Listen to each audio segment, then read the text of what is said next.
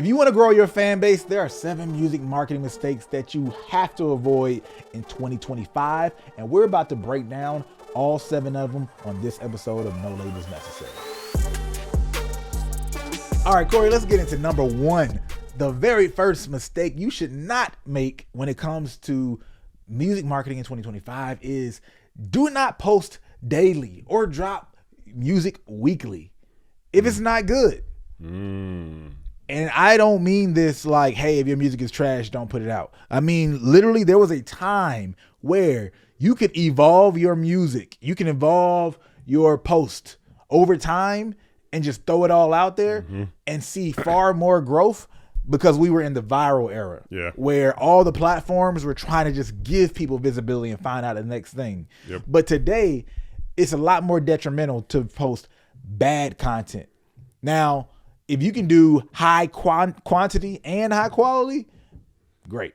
But if you feel like, hey, if I post daily, if I post or drop a song weekly, it's not going to be a high level of quality that I could be proud of, then don't do it, because it's actually going to start working against you in this era. Yeah, 100%. And that's on the social platforms and the DSPs. DSPs aren't necessarily rewarding mass song drops the same way they were during, let's say, like the SoundCloud era, or even really like probably as early as like 2 years ago, you know what I'm saying, or as recent as 2 years ago. But now these platforms are realizing that, hey, the audiences are more used to high quality content, more engaging content, because now they've been in the ecosystem long enough with people, not necessarily music artists, but creators who really care about entertainment value and quality.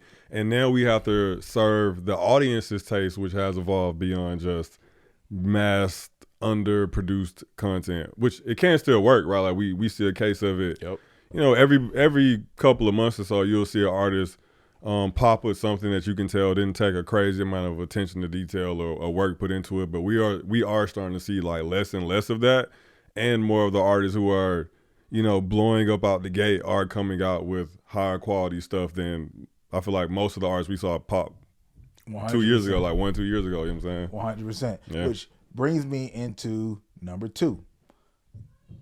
Don't not collect fan information. Oh, that's a big one. This is the biggest mistake I feel like people can make going forward. We're at the point in the music industry where if you aren't collecting fan information, building out your email text list, you got to rip the Band-Aid off. Like, it might be a year for you to learn and build your systems, but it's going to keep you in the game and put you ahead of the game in 2026 and beyond. Because, like, I feel like most people have been procrastinating it. People hear 100%. The strategies, but they don't understand how to actually use the strategies. I tell you, I guarantee you, from artists that we've helped and the numbers that we're seeing them do revenue-wise, please, I beg of you, rip the Band-Aid off, hop off the roof, build your direct-to-fan strategy, build your email lists. This year, take that time, and then when you pop back out, it'll be a whole nother beast. Yeah, man. And artists, you got to understand too, man, it's very few things that you can build in your music career that will, one, survive all of the iterations and changes in the music industry and like still be valuable through those changes. And 2, it's very rare that you build something that is valuable to multiple partners that you have in your business, right? Yes.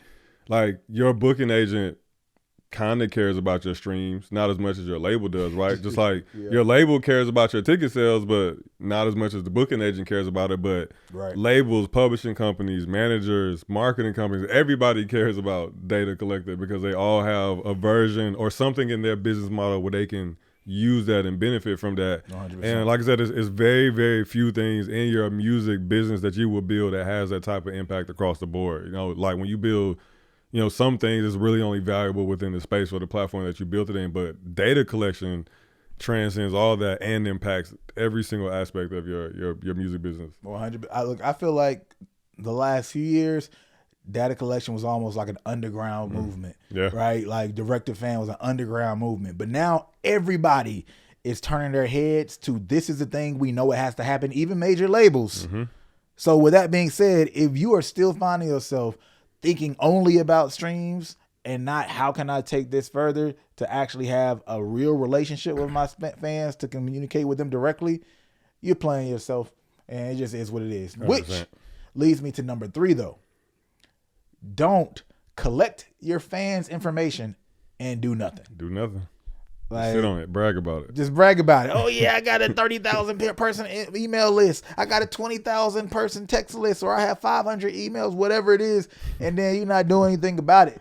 Like, what is the point? That's the chain that's not real, or it's gold plated, but it ain't gold. You know what I'm saying? Like, come on. When you have that text list, you're supposed to be using this to further nurture the relationship. And I feel like there's not enough understanding about what that even looks like. Like, that's one of the things that we use for EverFan to like automate that process. That's not what we're going to break down in this particular video. But the best thing that you can do with these emails and text messages is to literally nurture your fans, right? And help them become stronger fans. Of course, you want to let them know about your shows and you know, things that you want to make money off of. But a lot of people don't understand how to use, whether it's a community or a, and when I say community, like a Discord group type situation, or whether it's a monthly subscription, or whether it's just text and email. Like, how do I use these things to make people more of a fan? Right? And that's like I said, the key to all of this. But we can get into that another video. Make sure you don't collect that stuff and do nothing. TBD. We'll drop a deep dive of how you can actually use the data that you collect in the description. Now, whether it's up or not, it depends on whether you watch this video, but we will at some time and drop it. I got to stop this video for major news because Forever Fan has done a massive update. You've heard us talk about it before. It's the system that we use to help artists go direct to fan through text, email, and one of the most powerful link in bio tools you'll ever see. So if you checked it out before, you want to make sure you check it out again. You'd be playing yourself not to get free access to this update that not only indie, but several major artists are now using. So register at foreverfanmusic.com before free access is over, because on top of that, we've partnered with them to bring back our 90-day challenge where we help artists grow 1,000 fans in 90 days. Many of you know last year, we had one artist grow over 2,000 fans in 90 days and make his first $3,000 when he was only 7 songs into his career at the time. How long did it take you to make thousands of dollars from your fan base? It doesn't have to be long. Go to foreverfanmusic.com/no labels and get free access to try it out before registration is closed. Now, number 4 though is do not go for views over conversions. Ooh, 100%. Man, to me, this is a pet peeve because there's so many artists that I've worked with, that I've seen say, hey, I don't care just about going viral. I have a message that I want to get out, or I have a cause that I'm pushing. But then if a video doesn't go viral, they don't even want it to be seen. They want to take it down. Like, well, dang, man, is the cause not important? Were those 500 people not important? You know what I'm saying? To get the message? Yeah, apparently not. Apparently not. Man, you know what I'm saying? Like, and that's actually, I don't even want to go into that. Like, no, matter of fact, I'll say this. No, anybody with messages specifically that talk that type of talk, especially like I work with like a lot of, or talk with a lot of artists in like the Christian rap space, right? That is a message-based business, to be like straight like, with an example. Yeah, true. Yeah. It's like, man, is the good word not good for those 500 people? Yeah. It's like, all right, just make sure your next one hits more or goes higher. That's one like version, just a pet peeve, but this is why it's important. A lot of people don't understand that some content is built for conversions, how we just positioned this, versus some content is built for views. Conversion content is actually a direct to fan strategy mindset. That is a collect fan information mindset. I could drop a post that makes people love me, that already like me, and it makes people love me, but it doesn't go viral and introduce new people to me. But it did push those other people down the rabbit hole. It made the people who were willing to spend $5 interested and willing to spend $15 to $20 versus the other piece of content that are bringing people who don't know anything about me and just make them interested to like watch another video. Yeah. Right? But the thing is, that piece of content that might take somebody from $5 to $15 isn't about views. You might only get 1,000 views of that, but that post down the road might have accounted to $10,000. Yeah. Right. And I don't think people understand how to, I think because people aren't intentional with their content, they don't even know the difference, right? I'm posting this for brand, so now I shouldn't expect, a lot of views. Yeah. Yeah. I think too, I think a lot of the change in mentality is just coming with the community building mindset that's washing over the just the industry in general, because I think like what's missed, right, is like that level of intimacy and like converting people, or even just an understanding, to your point, like there could be different goals for different posts.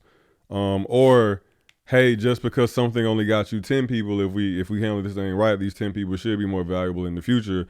And also, I mean, artists, sometimes you gotta get over yourself, bro. The thing that's interesting to your audience is not interesting to the rest of the internet. I'm sorry, bro. Like, you know what I'm saying? Like yes. that video of you drag racing in the car was cool to your audience, great, but the rest of the internet didn't care about it, and that's okay. Right. Like there's a part of super serving your audience that's going to naturally come with low performing content because you're making something that is interesting specifically for your audience. Exactly. Now, virality sometimes shows you like, hey, there are other communities that are interested in this, whether they want to be a part of it or they just want to appear into the world.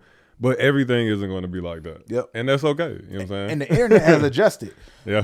The algorithms are no longer in a place where just because your last 2 posts did well, it means your next post is going to do well. Or because a post did bad, they're going to take away from you and say all your future posts have to be bad.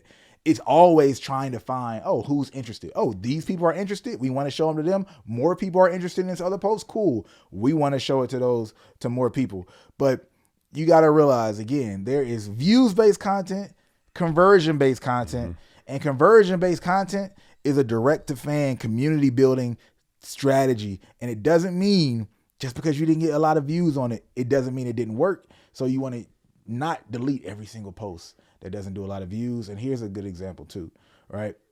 You will have a post. If I say, hey, my show is, I'm about to go on tour. If you want to know about my tour, sign up for this list. That post is not going to do well with people who are not in that audience. Yep. It's not going to get that many views. But I guarantee you get more signups from that post on any general post that has no call to action or is not mentioning your tour specifically. Does that mean that those signups aren't valuable?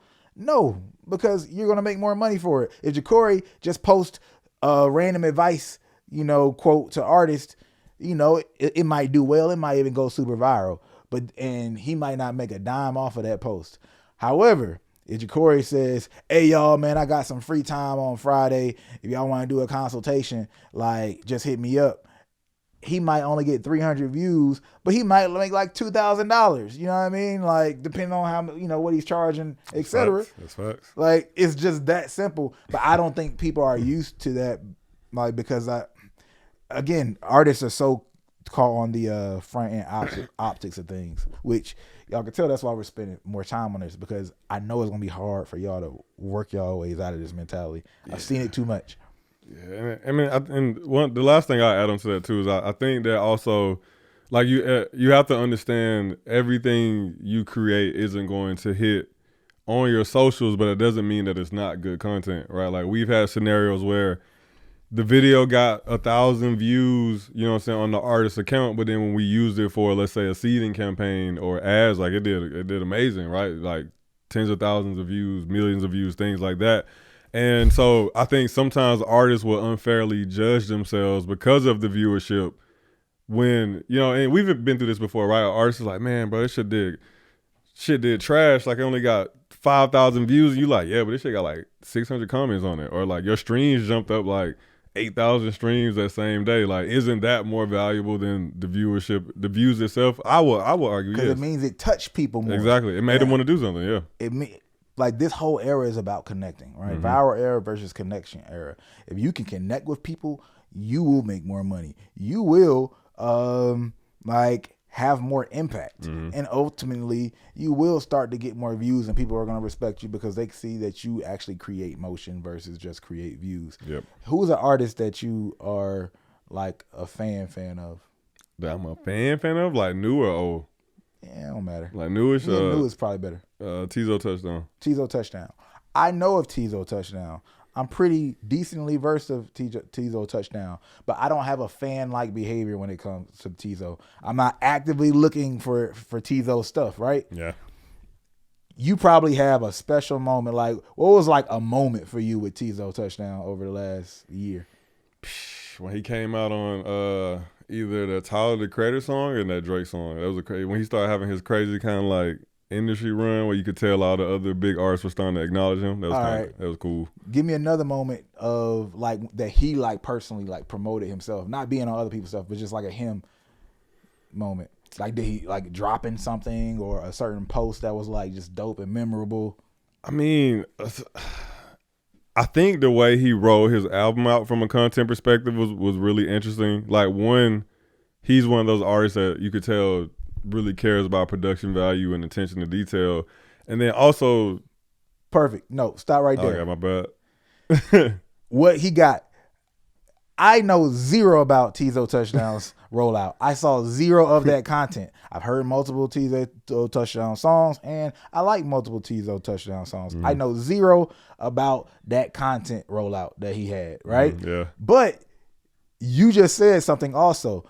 You can tell he cares a lot about production. Yeah. There's probably other things that you know he cared about. He just gave exchange messaging with a real fan, right? And that's what that content did. It did its job. Yeah. It didn't reach me. It wasn't going to do anything if it reached me at the time. Like, it doesn't mean I can't ever get down the funnel, but like that kind of funnel, that kind of content, I'm not going to care enough at the moment where I am at the time. I haven't had the time to dig in.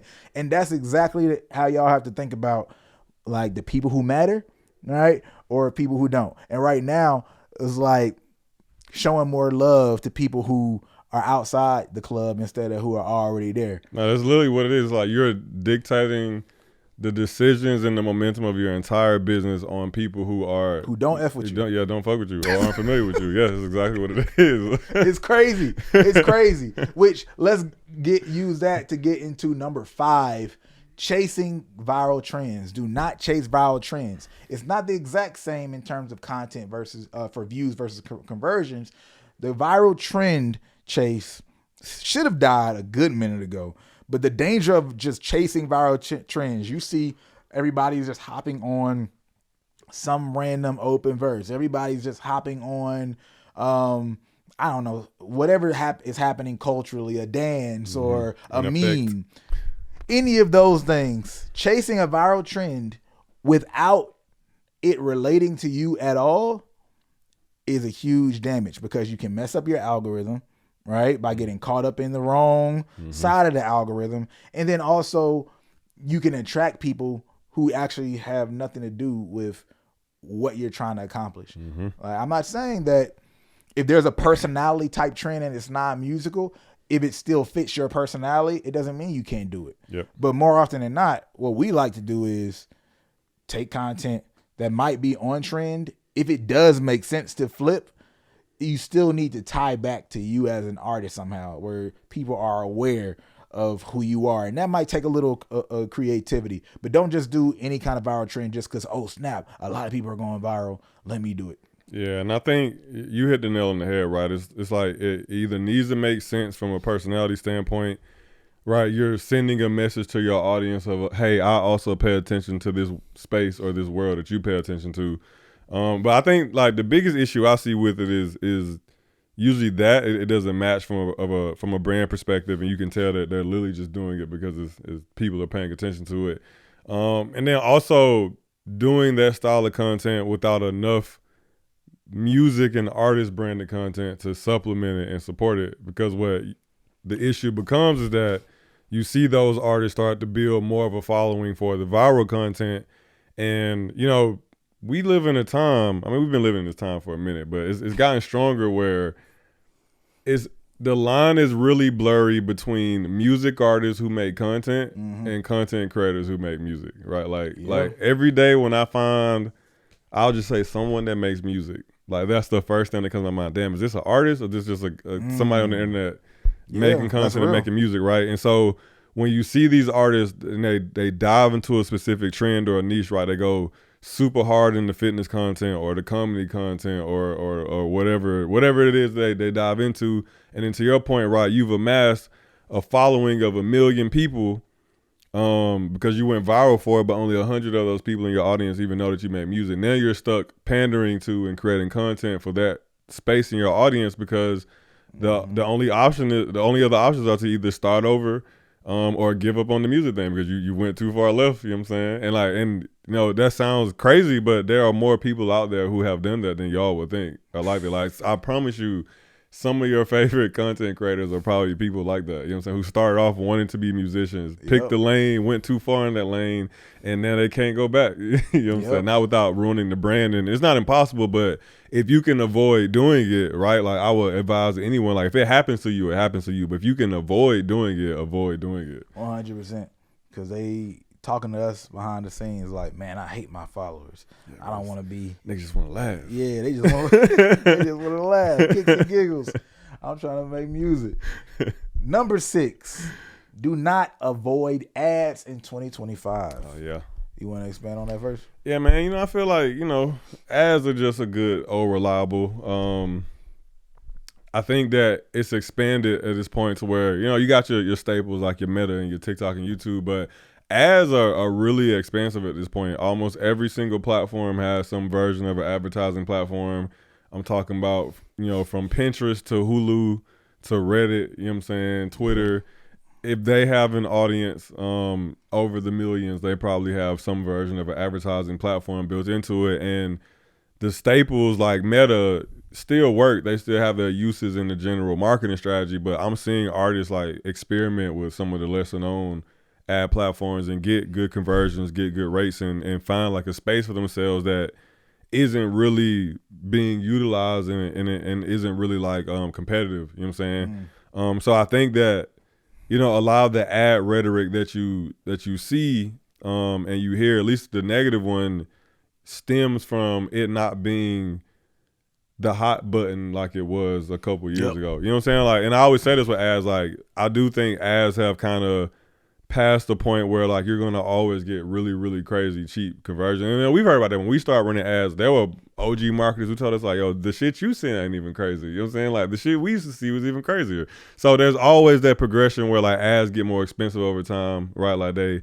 that just like content, the impact lessens, but it doesn't mean it's not a good thing. It doesn't mean it doesn't still work. It doesn't work like it worked in 2021, but it works well for what it can do in 2024 and beyond. You got to think differently about it, right? Yeah. It's, hey, I want to convert people who can become fans yet again, right? Versus thinking, hey, I'm just trying to do it to be cheap or to go viral. It's, hey, I understand that I can find a targeted audience. I have a way to look at data in a pure way and then start to attract people and get on some people's radar, right, to build a decent amount of visibility. And I can tell you, there's a lot of people that get discovered off of ads. I discover a lot of people off of ads. If y'all don't think they work, right, don't just think about your fans, because that is the new mentality, right? Base hits. Everything don't have to be a viral home run.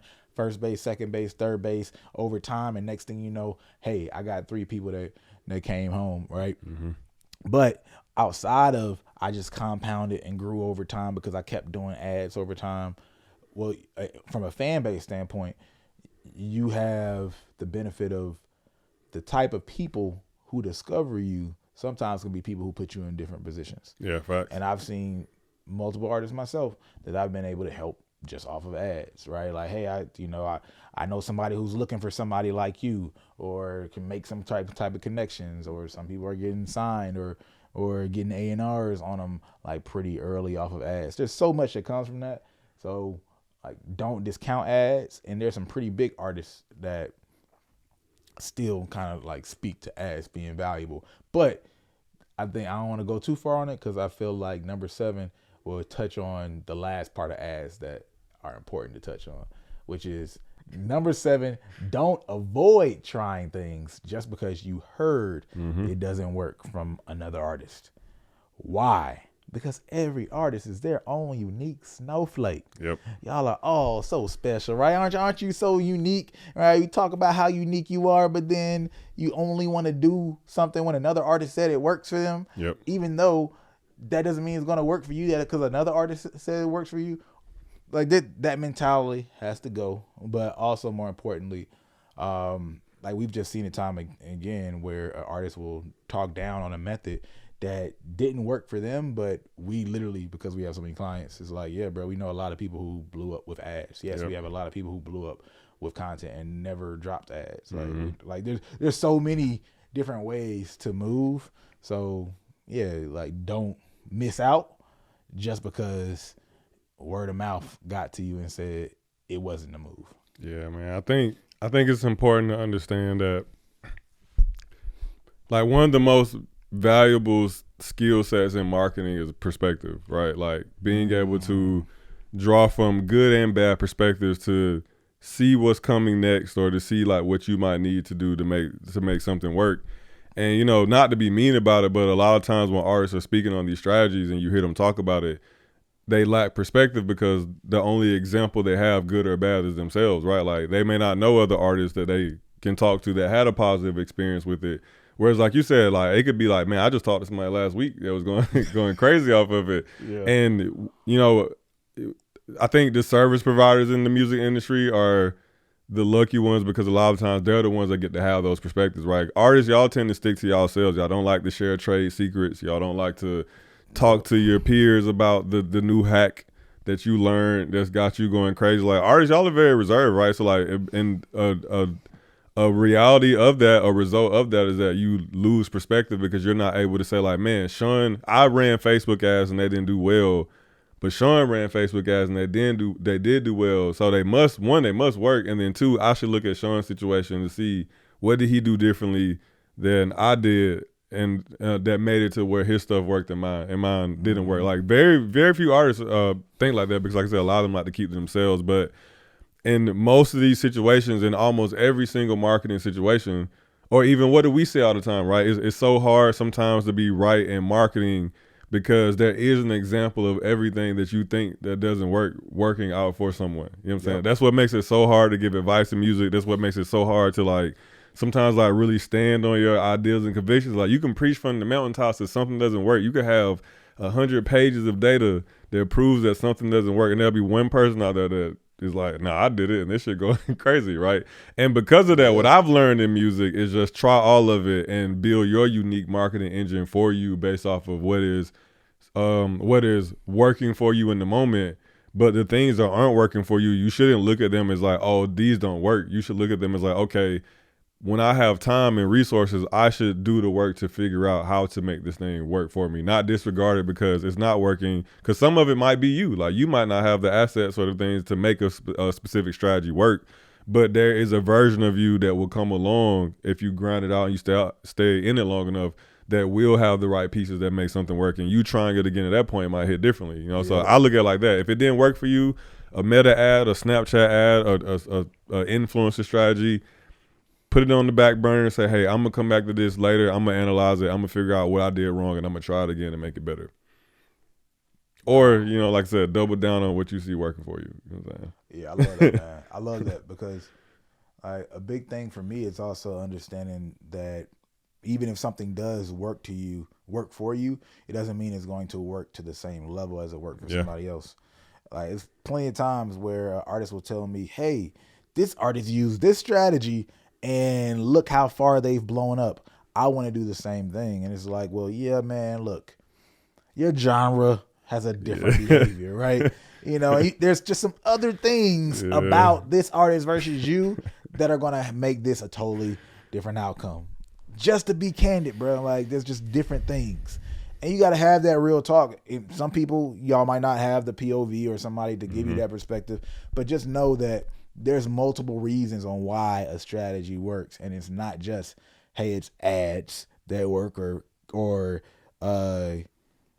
content that works. It's not just a strategy; it's the strategy plus the product. Yeah, let's put it that way. Yeah, and sometimes just like the intangibles, right? Like we've talked about it, where you'll see artists is like their look is a part of why they blew up, or like their voice or some unique aspect of their backstory all played a part. Like it amplified the strategy in a sense, or it added like a unique energy to it that, you know, other artists couldn't replicate if they tried, just because they aren't set up that way. And so it's like, once you start to understand like how many little things can really affect the success of something, you sound asinine by saying something doesn't work. You know what I'm saying? Because it's just like literally, like sometimes the difference between good and bad is like a 2% nudge. You know what I'm saying?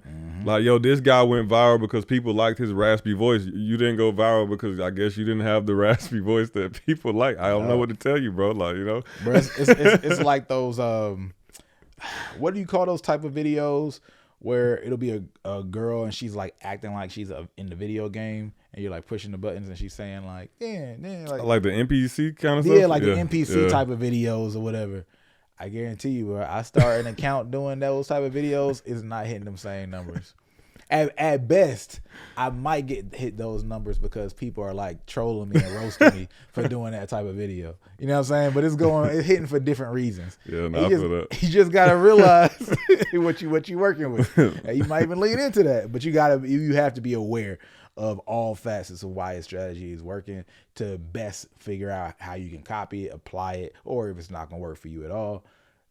Other than that, hey, yes, there's more than 7 mistakes you should not make in 2025, but those are the 7 most important based on the discussions we had, and that we know a lot of y'all would make if y'all didn't watch this video. So make sure you share if you care about the artists that you're working with, managers, or the labels. You know what I mean? Make sure y'all share if you care, and then other artists, share with your artist friends if you care that they don't make these same mistakes. I'm Brandman Sean. And I'm Corey.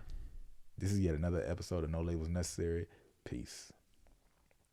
Appreciate you for watching. If you like content like this, you'll love seeing our music marketing strategies that we use as an agency to actually blow up artists to millions and even billions of streams that are available for free at nolabelsnecessary.com. And the cool part about it that's going to really make you love it is we don't have to be all entertaining and add all this fluff just to get some views that we do on YouTube.